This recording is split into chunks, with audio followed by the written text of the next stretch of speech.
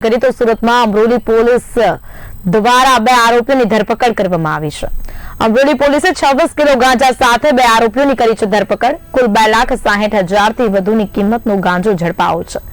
અમરોલી વિસ્તારમાં રહેતા એક યુવકના ઘરેથી ગાંજો મળી આવ્યો છે। આરોપી મૂળ ઉત્તર પ્રદેશનો હોવાનું બહાર આવ્યું છે, તો બીજો આરોપી મૂળ ઓડિશાના રહેવાસી હોવાનું જાણવા મળ્યું છે। હાલ પોલીસે બંને આરોપીઓને પકડીને વધુ તપાસ હાથ ધરી છે। આરોપી વિરેન્દ્ર ગુપ્તાના ઘરે પોલીસે કરી હતી રેડ। આરોપી સનાતન શંકરે ગાંજો વિરેન્દ્ર ગુપ્તાને આપ્યો હતો વેચવા માટે તેવી માહિતી હાલ સપાટી પર આવી છે।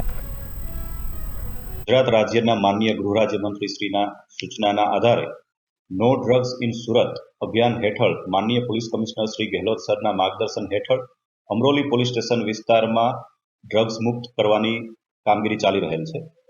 બાતમીના આધારે અમરોલી પોલીસ દ્વારા ગુજરાત હાઉસિંગ બોર્ડ ખાતે રેડ કરવામાં આવેલી, જ્યાં વિરેન્દ્ર ગુપ્તા નામના વ્યક્તિના ઘરેથી 26.37 કેજી ગાંજો મળી આવેલ, જેની બજાર કિંમત 2,63,000 જેટલી થાય છે। આ ગાંજો વિરેન્દ્ર ગુપ્તા સનાતન શંકર પ્રધાન નામના વ્યક્તિના ત્યાંથી મેળવેલો। શંકર પ્રધાન મૂળ ઓરિસ્સાનો રહેવાસી છે અને ઓરિસ્સાથી ટ્રેન મારફતે આ ગાંજો લાવતો હોવાની હકીકત જણાઈ આવેલ છે।